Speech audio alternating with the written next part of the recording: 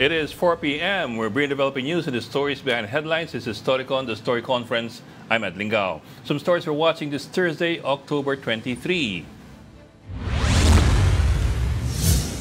Senator Joel Villanueva says he's been expecting, and we quote, possible harassment following reports that Ombudsman Boying Remulla has already asked the Senate to enforce his 2016 dismissal order. Villanueva presented documents showing, or appeared to be showing, that the Ombudsman had dismissed his PDAF-related case in 2019 for lack of probable cause. He also showed a Sandigan ban clearance dated September 10, 2025, confirming that he has no pending criminal or administrative cases. The Anti-Money Laundering Council, or the AMLAC, has frozen 5.2 billion pesos worth of assets linked to public works officials and contractors implicated in the flood control corruption scandal. 6 Court of Appeals freeze orders have been issued so far, with more properties and accounts under review. The AMLAC and the DPWH have also signed an agreement to strengthen coordination in sharing information and streamlining freeze order requests. The Independent Commission for Infrastructure, or the ICI, will not hold any public hearings next week. That's contrary to earlier assurances that its proceedings would soon be live-streamed. ICI Director Brian Hosaka says member Rogelio Babe Singson will be unavailable, prompting the postponement of hearings. Hosaka adds that the Commission is still finalizing guidelines for its live-streaming setup, including the platform to be used and possible public access to previous hearings. And a Pasig court has denied the motion for hospital arrest filed by detained religious leader Apollo Quiboloy. The court ruled that there is no compelling reason to grant the request, noting that Quiboloy's medical needs are being adequately attended to while in the custody at the Pasig City Jail. The order came after medical reports showed that his condition had improved following examinations.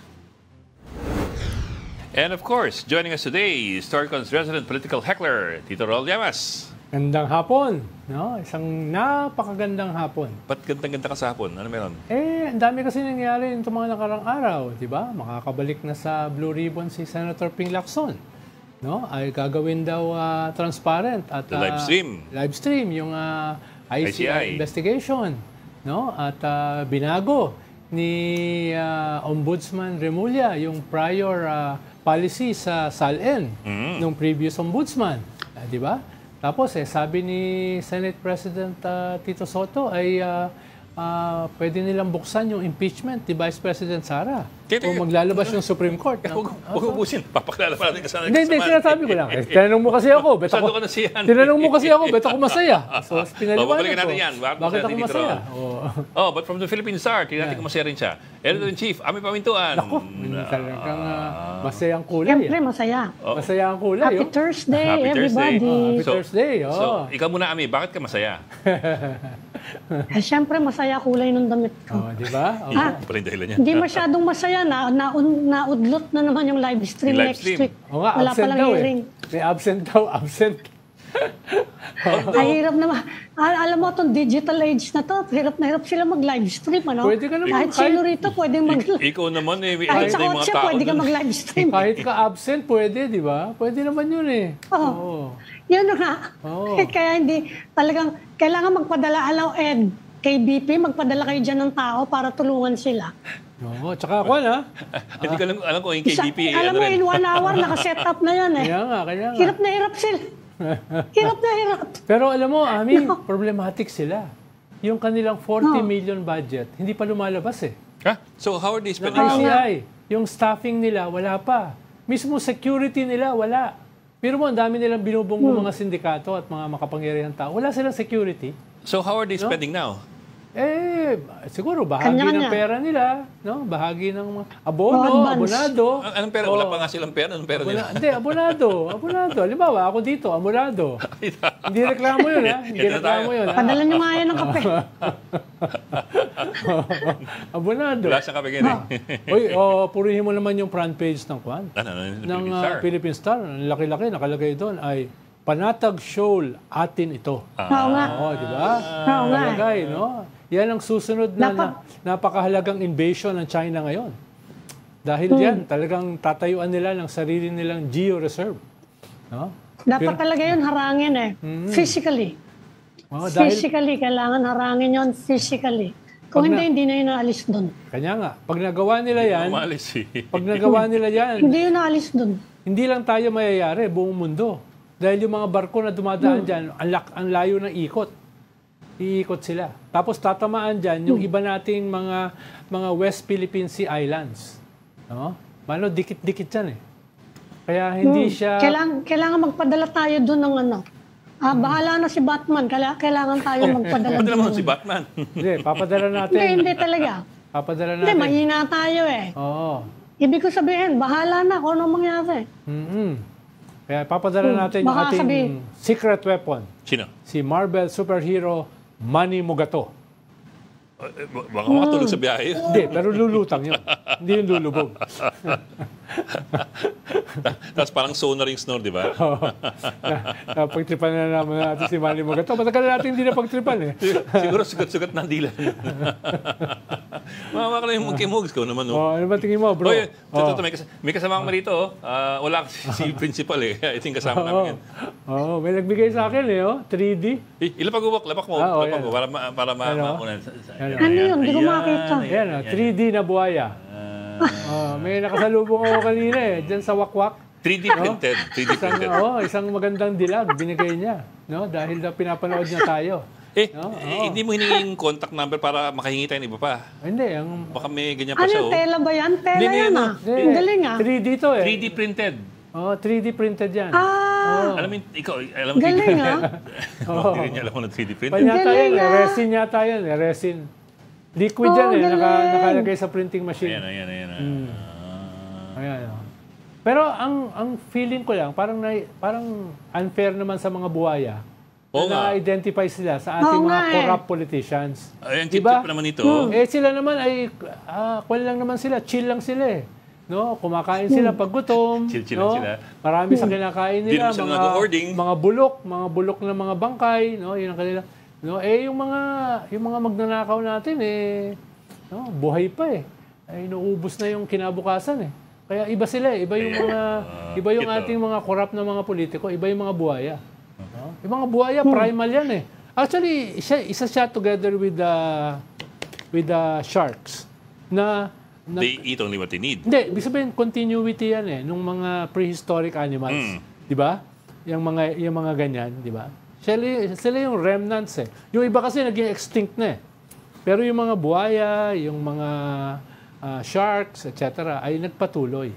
Talaga naman sa animal kingdom, they eat only what they need. Yeah. They have to hand it to tayo lang mga tao ang nag-overeat. They may be apex predators, but they do not eat more than what they need. They do not hoard. At saka tayo lamang yung animal na pumapatay at nag-e-enjoy. Sila pumapatay sila para kumain. Di ba? And para for mabuhay. survival, self-defense. Yes. Tayo lang yung may mga gustong-gustong pumatay at nag-e-enjoy, magnakaw at nag-e-enjoy, kahit busog na, bundat na. Di ba? Kain pa rin. Kasi forward planning tayo eh. Medyo. Yan ang problema pag forward planning ka masyado eh. Hindi lang pagkain ko ngayon. Pati yung papakain ko sa apo ko sa tuhod. At hindi lang yun. Pag nahuli, pinagmamalaki pa nila na parang medalya. Diba? Yung proud pa sila eh. Dito lang ako nakakita ng mga corrupt officials na proud sa kanilang pagnanakaw. Sa bagay, medyo nahirapan na rin sila ngayon, Ami eh. Meron ka bang politiko na nakikita ngayon na sumasama sa mga concert sa Araneta Coliseum? Wala. Wala nga sa mga party na nagpunta ako. Diba? May alam ka bang politiko na nanonood ng UAAP Games? Na dati ginagawa nila, di ba? Nasa harapan pa sila. Tumatalon pa sila eh. Suot-suot yung West Philippine Sea na t-shirt. No? Ngayon wala ka na nakikitang ganun eh. Di ba? Sa kakapalan ng mukha nila, medyo tinatamaan din pala ng konting hiya. Lalo na pag sumisigaw na yung mga tao. Kung nagpakita, hindi sila mahuhuli. Ikaw naman, meron din pakinabang yon. Oo, pero ayaw nila marinig yung sigaw eh. Nalaman natin. No? Ano yung sigaw nila? I, kulong na yan. Di ba? Ano na iiri? Mga kurakot. Di ba? Teka, ikaw naman, tanong ko sa'yo, ang ganda-ganda na binigay sa'yo, ang ganda na binigay sa'yo, wala ka man lang contact number o ano, para kahit man lang pangalan, para pasalamatan mo yung nagbigay sa'yo? Hindi, nakuha ko. Ano ka ba? Okay. Siyempre. Siyempre naman. Ang cute na. Siyempre naman. Tanong mo kung gumagawa pa siya. Hindi pa tayo mag-request. No? Iyahin natin magkape rito. Talaga, matotrouble tayo sa ginagawa mo. Hindi, dahil ko naman siya eh. Ano? Sige na, change topic nga tayo. Ba't ka ba natanong yun? Ami, mag-senado muna tayo. Ating modyo na si Mary Monrez na ngayon naka-magenta muli. Yan. Bo, kanina pa ako nakukyutan dun sa buhaya na talaga, Sir Ron.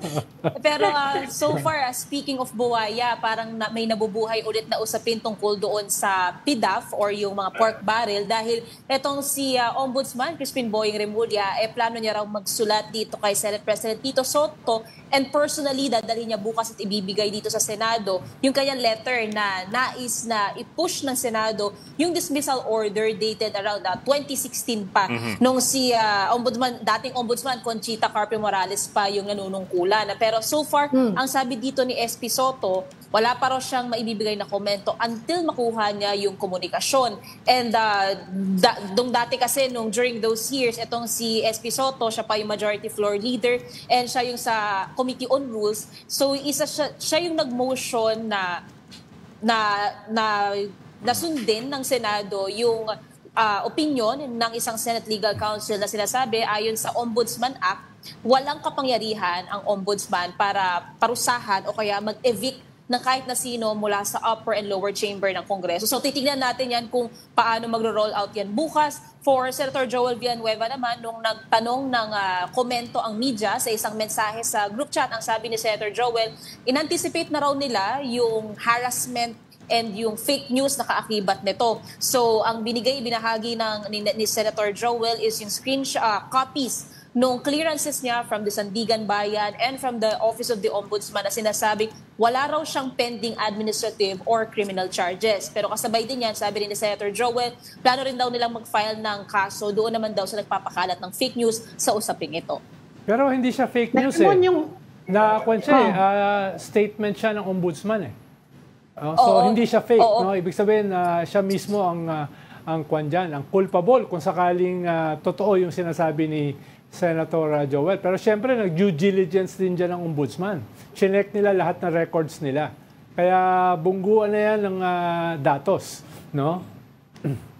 Tama, Ronald. Meron pa ngang nagpo-post din online na sinasabing wala raw pending case, pero meron daw pending dismissal order itong dating senador. And so far, even itong si dating Ombudsman Martires, naglabas din siya ng panayam naman na nagkaroon ng reversal nung case na yan, nung nag-file ng motion for reconsideration itong si Senator Joel on that year. So, though wala pang ibang nagiging comment kasi si Senator Joel dyan, so isa yan sa mga antabayanan natin. Meron mo natanggal siya na senator, ha? Nung congressman pa siya, representing CBAC. Yes. Oo, Miss Ami. Oo. Kaya ang kini-question ng ombudsman, bakit hindi masunod yung, pupunta daw sinabi, nakausap ko rin si Boying Remulla kahapon, kagabi. Sabi niya is going to the Supreme Court to clarify nga kung ano yung extent nung ganyang ng ombudsman. Dahil bakit daw hindi nasunod, bakit nakatakbo pa as senator, at kasi may kasama yata tayo na perpetual disqualification from public office. Bakit daw nakatakbo as senator at bakit pinaupo? Gusto din yung klaruhin ni Ombudsman sa Supreme Court.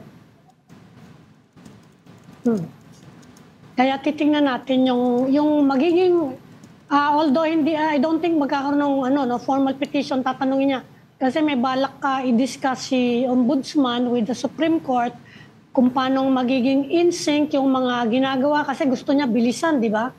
Nagsalita na kahapon yung Sandigan na within 6 to 8 months kaya nila yung mga flood control at gusto ni Remulla pare-parehong takbo nung kasi ang mag-order sa the rest of the judiciary ang Supreme Court. Lilinawin lang niya kung anong pwedeng gawin, paano daw yung better coordination, saka parang hindi lang puro rhetoric kasi nasabi mo na ibilisan natin ang pagtakbo ng hustisya. Actually, Bok, patong-patong din kasi yung komplikasyon ng kasong ito. Anyway, we'll have a lawyer later, si Attorney Egon Cayosa, formerly the president of the IBP. And we can also ask him about yung Pillar of Justice Award kay Digong na IBP. But anyway, just to expound on that patong-patong yung komplikasyon. It's from a 2009 case kung saan Sibak party list Congressman siya noon. About a PDAP, about a project. Actually, 10 million lang which 10 million. Is small compared to the amounts we're looking at right now. Pero malaki yun para sa congressman. Kasi dati 70 million ang PDAP for per congressman. Pero it was for a time when he was a congressman ng isang anti-corruption party. Sibak. Ano ibig sabihin ng Sibak? Citizens something against corruption. Citizens battle against corruption. Ang complication kasi is that he ran for the Senate in 2016 and in November 2016 nilabas si Conchita Carpio Morales yung decision. I suppose it's an admin case, no? It's a decision by Morales. Hindi naman to criminal kasi wala namang jail time. It's just pero kanyan, permanent disqualification. Ang penalty dyan. Permanent disqualification. Pero I was also looking at yung Ombudsman Act of 1989, and it's interesting that there's a particular let me just pull it up. There's a particular section here that was quoted by the Senate lawyers in their decision on why they should ignore the Ombudsman decision. Ombudsman Lotto, Section 21, officials subject to disciplinary authority exceptions. Kasama sa exceptions dun sa officials subject to disciplinary authority ng Ombudsman are officials who may be removed only by impeachment or over members of Congress and the judiciary. So if you follow this and only this, kasama sila dun sa exempted from yung administrative ng ombudsman. But I don't know kung may iba pang batas o patakaran which will overrule this. That's something we can ask Egon Cayosa later. Yes. Lalo na, dating Justice ng Supreme Court si Carpio Morales. Ibig sabihin, she knows her stuff. You would presume that she knows, she knows her law. Anyway. Merimon, tanong ko lang, ano yung sinasabi ni Senator Joel Villanueva na fake news? Ano yung fake news na yun? Oo, so far walang ni-specify itong senador ko anong fake news nga ba. Basta ang sinabi niya doon sa message, they anticipated na raw yung harassment and yung fake news na kasama dito. And then nung tinanong pa natin, yun nga, walang ibang comments pa na binibitawan itong senador. Pero ang nasabi niya, they're also planning to file charges sa mga nagpapakalat daw ng fake news tungkol dyan. And so far, pagdating sa mga netizen online na nakikita natin here and there, marami-rami yung lumalabas na mga interpretasyon sa currently na nangyayari. And even tayo, medyo inaaral din pa natin to kasi wala pang full copy talaga. Wala pang tayo nakukuhang kopya nung full copy nung case. So either yung sinasabi ko nagkaroon ng reversal, hindi pa natin talaga siya ma-double check. Pero doon naman sa binigay na kopya nitong senador, so far, clearances from Sandigan Bayan and from the Office of the Ombudsman, wala raw siyang pending administrative or criminal charges. Pero Ed, di ba parang moto proprio to wala ko narinig na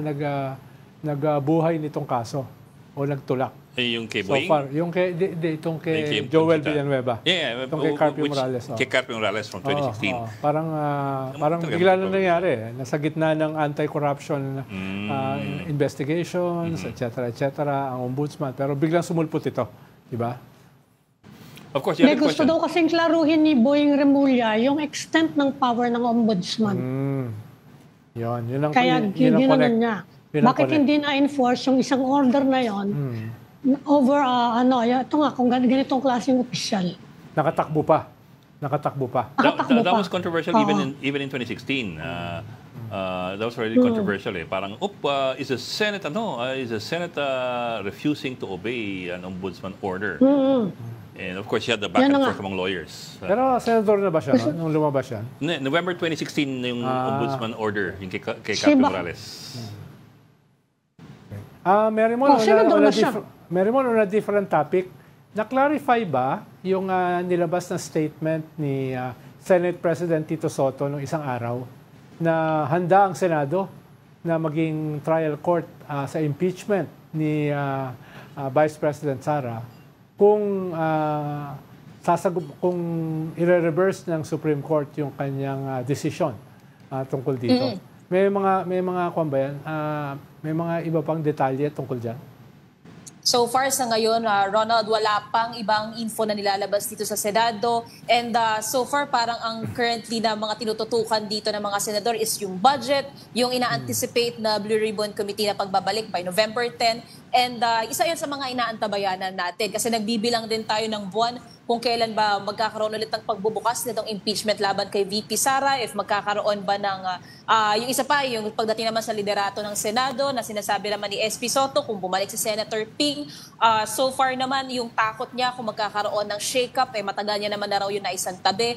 He serves at the president of his fellow senators, so major role man daw siya or ordinary senator lang, magtatrabaho naman daw siya accordingly. So aabangan natin yan, Bok. But syempre, Meron may statement daw siya, di ba, kahapon, si Alan Peter na they will cooperate actually with the Blue Ribbon. Oo, ang sinabi pa dito, yung decision man o yung usapin man ng majority tungkol doon sa Blue Ribbon Chairmanship, doon naman na daw yun, di naman daw sila mangingialam. Ang concern lang talaga nila, especially from the minority, is yung magiging direksyon ng Blue Ribbon Committee. And same goes din naman for Senator J.B. Ejercito na nakapanayam din ng media. Kahit sino man daw ang manunungkulan sa Blue Ribbon, willing siyang to work well with that person, with that senator. And so far din naman sa ngayon, wala pa rin naman daw nagiging usapin na may kakalas mula sa Senate majority in case na bumalik si Senator Ping as Blue Ribbon Chair. Sabi ni SP Soto, by November 10, pag bumalik na ang plenary sessions, ma-formalize na yung pagbabalik ni Senator Ping na sabi ni SP Soto, 100% na sigurado na raw. Ed, in relation to sa impeachment, ang mangyayari kasi dyan, huhugutin nila yan sa archive. At kinakailangan ng simple majority, di ba? Hindi naman 2/3 para hugutin, di ba? At pagbotohan. It's just a motion within the chamber, not a motion of the impeachment court. Yes. Dahil it doesn't exist. There's no impeachment court. Merimon, pahabol lang may balita na ba kung nasa na si Gutesa? Saka ihaharap ba siya uli sa Blue Ribbon kung sakasakali? If he's still around, kasi lahat tinahanap siya. Ang sinabi dyan ni Blue Ribbon Acting Chairman Erwin Tulfo last time is nakikipag-coordinate sila sa NBI para ma-locate si Orly Gutesa na ever since nung nag-testimony siya or nag-testify siya sa Blue Ribbon, nawala. And hindi rin nag-apply for the Witness Protection Program itong si Gutesa kasi sabi niya, kaya niya na protektahan yung sarili niya. And ang sabi rin ni Acting Chair Tulfo, yung supposedly na iwan ni Senator Ping na direksyon, so that includes inviting si dating Ako Bicol Party's Representative Zaldico, si dating House Speaker Martin Romualdez, and even itong kay Orly Gutesa na inaasahang babalik sa pagdinig ng Blue Ribbon, ipagpapatuloy nila.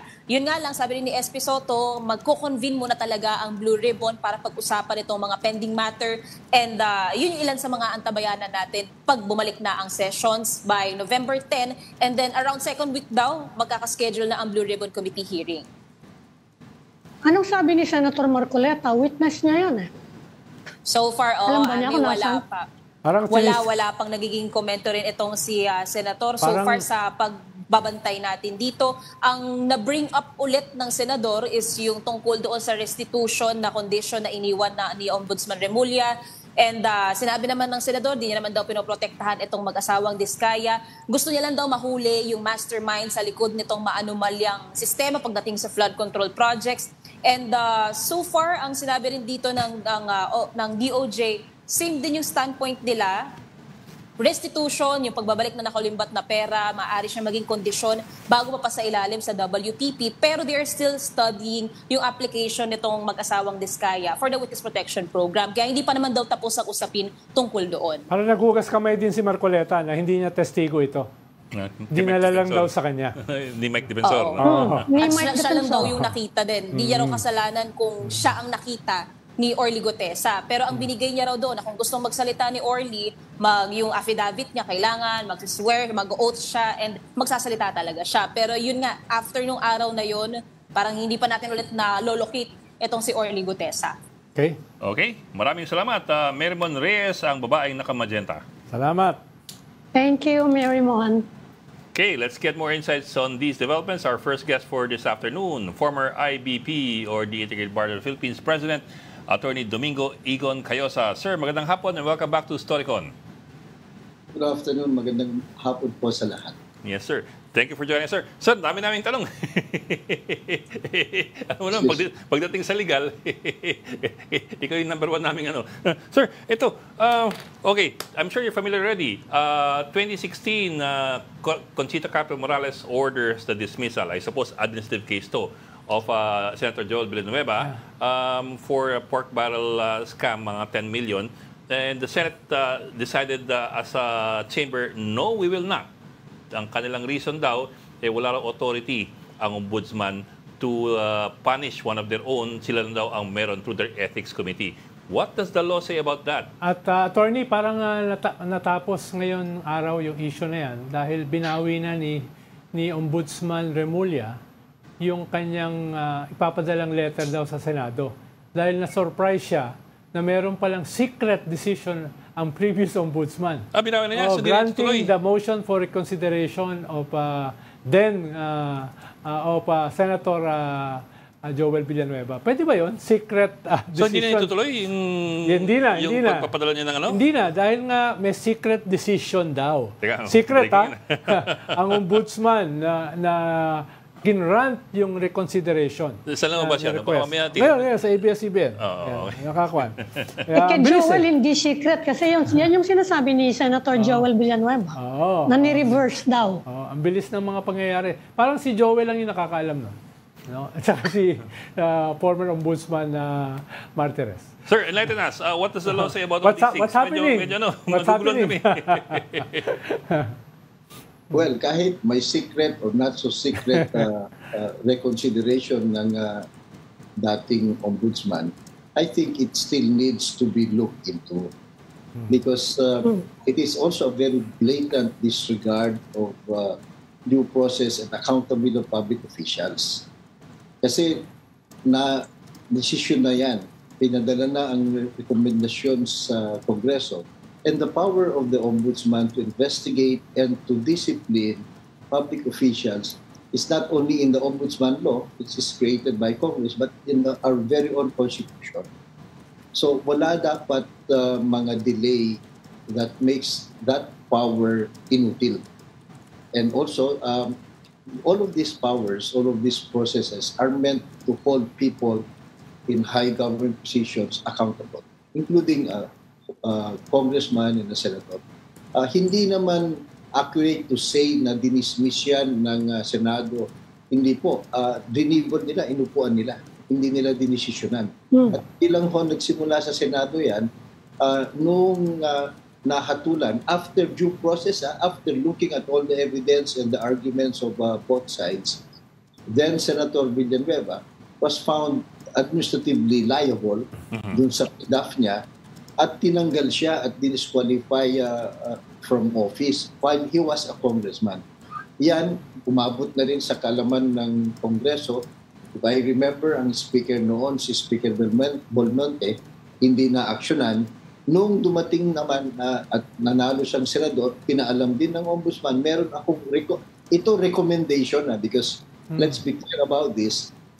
The ombudsman is the power to investigate anybody in government, including the president, vice president. And he has administrative, disciplinary powers over them, except that for those who are members of the judiciary, impeachable officials, and the vice president, the president, and constitutional commissioners, and members of Congress, what she can do is recommend their dismissal or removal from office. So, malinaw ho yan sa Constitution. So, mayroon siyang poder. Ang problema lang, yung kanyang recommendation, inupuan nila, deliver nila. Eh, di ba, kung titignan natin ang Anti-Graft and Corrupt Practices Act, graft and corrupt practice din yan yung pagdi-dribble, yung pagdi-delay. So, now, we are, and I think it was right for the ombudsman, the present one, to revive it kasi hindi naman nagpe-prescribe yan and to hold people accountable. They have to explain bakit hindi nila ito inaksyonan. Ngayon, biglang meron palang secret motion for reconsideration at then again, whoever reversed then Ombudsman Conchita Carpio Morales should also be held accountable and explain bakit, di ba? At bakit napakatagal, at bakit, sabi niyo secret, nagugulat na lang yung mga nakaupong ombudsman, meron pa ng secret, wala dapat ganyan. You know, yung mga criminal cases, disciplinary admin cases, there are public officials and records of this are supposed to be open to everyone. Hindi to executive session, hindi to confidential, anybody can look at it. And we should look at it. So whoever reversed Conchita Morales should explain. Senate should also explain bakit inupuan nila yung rekomendasyon nila. Kasi wala naman silang resolution saying hindi tama yung desisyon mo o kaya wala kang poder. Basta inupuan na lang nila. Yung pagdiliban na yan, hindi tama at dapat mag-explain pa rin sila regardless of yung lumalabas ngayon na secret motion for reconsideration that was granted. Attorney, meron ba kayong alam na president na yung desisyon ng isang ombudsman ay ni-reverse nung kanyang successor na ombudsman? Ayan ba ay nangyayari? Well, maari, no? Pailan-ilan lang yan. And that's why, and it cannot be because you're the new ombudsman, then you can reverse. You have to explain why you are reversing because the earlier decision, dismissing him and holding him accountable, was not a personal decision. It's based on evidence and law. So whoever reverses that should, explain why. Meron bang bagong ebidensya? Meron bang bagong batas? Hindi pwedeng feel ko lang i-reverse ko ito. That's another thing. Yung bang hindi dapat, that's why we call ourselves rule of law, na hindi yung personal. So you have a duty to explain and lay out the basis why you say so na ma-reconsider dapat ito. It would be very interesting na tignan natin yung decision na yan. Sino bang gumawa? Ano ang mga antecedents? Meron bang bago na lumabas? So we have a question. Pero attorney, ang wording na ginamit, even you said recommendation Pwede bang i-reject yun nung pinagrekomendahan mo? Sabihin ng mga senador at o kaya ng House, ayaw naming aksyonan yung recommendation mo Are they liable for that? Yung pwedeng i-reject for good reason. Pero kung sabi mo, ayaw naming aksyonan yan, maling-mali yun. Wala sa batas yun. Because that will make it a very whimsical decision. You have to explain why you cannot act or you're not acting under recommendation. You have to explain meron bang legal obstacle, meron bang na-violate na karapatan, meron bang na-violate na principle. Because you have to understand the powers and the stature of the ombudsman is not governed just by the laws prescribed by Congress. It's in the Constitution. So Congress cannot just disregard the powers and prerogatives of the ombudsman. So again, maari, but it has to be explained. At dapat yan sa batas, sa Constitution. Hindi lang nila feel, hindi lang nila type, or kakampi namin ito, kasama na namin, alangan naman, ihuhulog namin. That should never be an accepted reason for not acting on a recommendation by the ombudsman. Hindi, kung ang tingin nila, wala namang na-break na law. Kasi remember, that was the PDAP scandal na maraming nasabit, especially in the House. And pati sa Senado, kung sabihin nila, marami sa amin gumawa niyan, hindi naman kami nako-convict, hindi naman kami pinatatanggal. Kung ganun yung dahilan, what do you think of that kind of reasoning? Kumbaga, rason kotsinanggo ang tawag dyan. Kasi nga, meron namang napanagot sa PDAP, di ba? Hindi naman si Congressman Villanueva marami-rami naman sila. Totoong hindi lahat napanagot. Yan yung example na 100 yung nag-jaywalking, nang huli ng 10, sasabihin ng 10, hindi kami pwede huliin kahit nag-jaywalking kasi yung 90 hindi nyo nahuli, hindi nyo tinito. That's a stupid reason and we should not normalize that or accept it. It has to be, meron bang illegalidad? Meron bang na-violate na prinsipyo sa Constitution? Yun dapat ang mga expression. Pero wala nga Wala silang in-explain. Kasi kung sigurado sila dyan, Malamang noon pa, sinabi nila kung bakit. Anong ginawa nila? Inupuan lang nila eh. And that's another instance of graft. We have to remind everybody, especially the public officials, yung graft and corruption ho, yung batas na yan, 1961 pa yan, hindi lang ho yan yung pagnanakaw ng pera, yung pagiging partial, pagdidelay, abuse of authority, oppression, may kinikilingan, may pinagtatakpan, graft and corruption din ho yan. Kasama ho yan sa public accountability. Mm-hmm. Sir, a question, of course, through Twitter in your direction. If Martires as the new ombudsman could reverse decision by Carpio Morales, could the new ombudsman Remulla therefore also reverse an early decision by Martires? Correct. That's very astute. If you follow that, ganun mangyari. But ito ho kasi ang titignan natin yan yung timeline. Naging final na ba? Naihabol ba yung motion for reconsideration? At sitahin din natin kung totoong itong dating Ombudsman Martires ang nag-reverse yan, anong basehan niya? Bakit napakatagal? Bakit hindi natin alam? Because he has the duty to inform the Republic anong nangyari sa mga kaso ito. Di ba? Nung umupo yan, sabi niya, first few days niya, sabi niya, may nagdi-dribble dito. Grabe. Binabayaran para hindi aksyonan yung mga kaso. Natapos yung 7 years niya, sinweldohan natin siya, pero wala din naman siyang masyadong nagawa para, tapusin yung mga kaso doon. So ito nga, kung totoong meron nga siyang desisyon, I think he has to, tignan natin, basahin natin, ilabas yan, at titignan ng mga dalubhasa at batas, at tignan kung meron bang basehan, o whimsical, or whatever. So, again, the new ombudsman can look at that kung kumpleto naman, walang irregularity, pasensya siya. Kung meron, di pwede niyang i-cite yan and then proceed again. O nga sir, yung timeline kasi 2016 November yung order ni Conchita Carpio Morales, pero apparently 2019 itong desisyon ni Martires na i-dismiss on appeal yung kaso. So, although November 2019, so 2016, so 2017 na halos, mga 2 years to decide on MR. Is that within the... Akala ko yung MR mga 15 days dapat yun pinafile. Well, yeah, yung pag-file. So, tignan natin kung kailan nila final. So, malamang naman within the time frame. Yung pag-decide, yun ang problematic.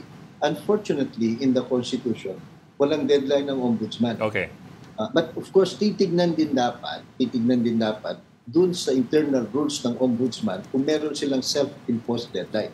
Kasi sa Constitution, ang meron lang deadline, yung mga korte, yung 3 months for trial courts, 1 year, 6 months for Court of Appeals, and then 2 years for the Supreme Court to decide a case once it's submitted for resolution. Unfortunately, in one case in 2019, I think, the Supreme Court ruled yung constitutional deadline of the 2 years hindi mandatory sa kanila. So there again, makita mo na all the way up to the yung pagdidribble nangyayari. At sila mismo, they interpret the very clear wording of the Constitution na deadline 2 years na hindi daw directory lang daw yan, hindi daw yan mandatory. So, very unfortunate. Yes, sir. Sir, so hugutin ko lang yung pinagbabasihan daw ng Senado noong 2016 para sa kanilang desisyon na i-ignore yung dismissal order ng Ombudsman. The legal counsel of the Senate was referring to Section 21 ng Ombudsman Law, which is the section on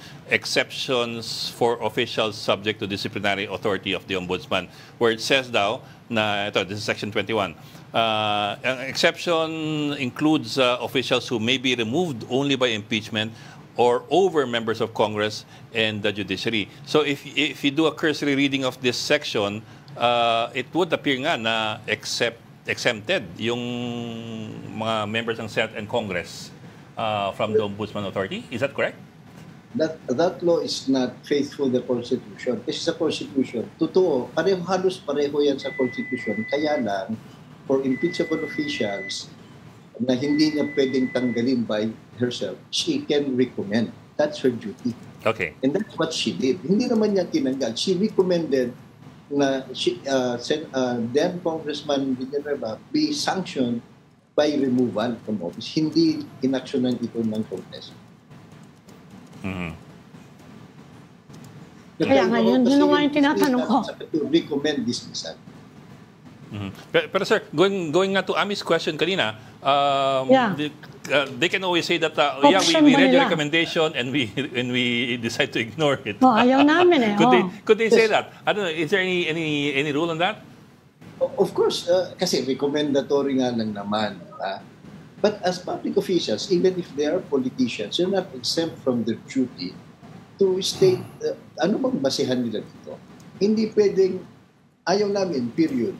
So of course, tingnan natin kung ano yung sinasite nila, kung ang sinasite nila yung batas, they should also look at the greater law, the higher law, the Constitution. Because that gives the ombudsman the power to recommend. So if they don't want to recommend, huwag nilang gamitin yung ombudsman law. Kasi kulang yun Ang gamitin na merit. Constitution. Bakit hindi dapat siya matanggal? That's what we would like to look at. Or if the case is legislators can only be sanctioned by their own ethics committee, I suppose that the logical thing would be to have the Senate or Congress put it to the ethics vote. Yes, magkaiba ho kasi yung ethics dun sa administrative case. Within the power of the ombudsman. Yung ethics ho kasi internal rules yung ng bawat house yan. It need not be a criminal act or an administrative offense. It can be anything. Delicadeza can come into it. Many others that are non-criminal, non-administrative in nature. Yung power ho kasi ng ombudsman is not about ethics. It's based on the administrative liability of any public official. Nasa poder po niya yun. Of course, recommendatory ka. So, pwede naman sabihin ng Senado, we don't agree with you, there's no basis, then gawin nila. That's their call. But are we not entitled to know ano ho ba ang rason? Kasi otherwise, if that is allowed, technically, it can be, then puro politikahan na lang tayo dito. Di ba? Look at all the hypocrisy, di ba? Na mag-iimbestiga sila, pinapakulong nila yung sinasabi ng totoo, ang daming mga sinasabi, privileged speeches. Pero pag tatamaan yung kasama nila, tatahimik sila o kaya didribble nila o kaya baliwala sa kanila. There should be a process by which they explain why. Ngayon, nagigimban na nga tayo sa development. Ang bilis ng pangyayari, but I think the people ought to know. That's part of the accountability that Congress is trying to project itself to be, pursuing and following. Cambio naman tayo. Pero among the lawmakers, hindi, sabol ko lang lawmakers, kung criminal case, may jurisdiction sa kanila yung courts, di ba? Kaya lang, hindi pa rin sila pwedeng tanggalin without finality of conviction. Ganun ba yun? You're correct. Because of this oftentimes cited or pleaded constitutional right to be presumed innocent until final conviction. In other countries, hindi walang final, oo. You can appeal till kingdom come, but pag meron ng finding, yung mga kulong ka muna. Sanctions, admin sanctions, papasok na. Sa atin kasi hindi. Diba? Pangalawa, ginagamit ko kasi yan kasi our justice system is notoriously slow na didribble. Yeah. And if it is slow, corruption, political pressure, or even threats, and all kinds of undue influence is exerted on the decision maker, usually the judges. So, at kung minsan din, unfortunately, kaya dinidelay yan, naghihintay ng pasabi yung magkabilang panig. So, that is what is our... Kung ito sana, gagaya ng ibang bansa na within a few weeks na desisyonan, di wala sana itong controversy, di ba? So, yun ho ang nangyayari. Kung minsan, unfortunately, kasabwat ang ating judiciary, ang ating justice system, yun ho nga ho sa impunity. Ibang hindi napapanagot kasi nadidribble na lang. In relation, attorney, dito sa usapin ng impunity, yung IBP Davao ba ay pwedeng gumawa, pwede bang gumawa ng ganong klaseng award on their own nang wala man lang minimum criteria na sineset ng IBP Set mo yung predicate, National. yung Pillar of Justice Award. Yeah, yun nga, Pillar of Justice Award, no? Paano, parang napaka-off nung award, no? Kung siguro kahit yung mga taga Mindanao Iset mo kasi ang premise ka. Magwi-withhold sila ng... Hindi, alam naman ng mga tao. Binigyan ng award ng IBP Davao, Ayun, si ex-President Digong, no? Nitong, ang tawag doon? Last month. Ang tawag sa award na yun? Pillar of Justice Award. Pyramid Pillar of Justice Award. Parang kasing pyramid. Ayan. Yan, The Golden Pillar of Law Award pala. Golden Pillar of Law Award. Okay. Kasama dyan ang integrity, di ba? 50 years of distinguished dedicated service in the legal profession, upholding the ideals of justice, integrity, and the rule of law. Your unwavering commitment and invaluable contribution. Wala bang kanyan, due diligence, attorney? Wala bang mga minimums man lang? Tinanong ko kasi yung spokesperson nung IBP Davao. Sabi ko, paano pag sakaling makonvict si ex-President Digong? Babawiin nyo ba yung award? No? Yung gano'n. Paano? Crimes against humanity yun . So, anong itsura nila? Kung sakali. Well, tumbukin na natin, di ba? Itong controversial award na ito. Of course, at the outset, I refrain from commenting kasi merong incumbent president. And this award came after, was institutionalized after my term. But they have their own reasons. It would be best that they explain. I think they tried to explain with a lengthy PowerPoint presentation but baka lang hindi napansin ng taong bayan kasi baka hindi nila na-catch o na-intindihan. But let me just explain then, kung hindi pa nila na-explain. Itong award hon na ito kasi, it's primarily given to lawyers who have been lawyering for 50 years. For 50 years. Yun lang ang ibig sabihin. Unfortunately, ang ginamit kasi nila, one award, one language fits all. Diba? So kung ang sabi sana na in recognition of your being a lawyer for 50 years, wala tayong problema doon, di ba? Magaling ka o hindi na abogado. Ang sinasabi lang naman, umabot ka ng 50 years, abogado ka pa, hindi walang problema. Ang mahirap kasi, ang ginamit na wording, iisa sa buong bansa. At iniwan dun sa mga chapters, yung discretion, sino ang bibigyan nila? So of course, ang pag-alam ng lahat, basta umabot ng 50, automatic. And dapat naman in-adjust nila yung wording. Kasi yung wording niya would clash very significantly and very obviously dun sa pangyayari.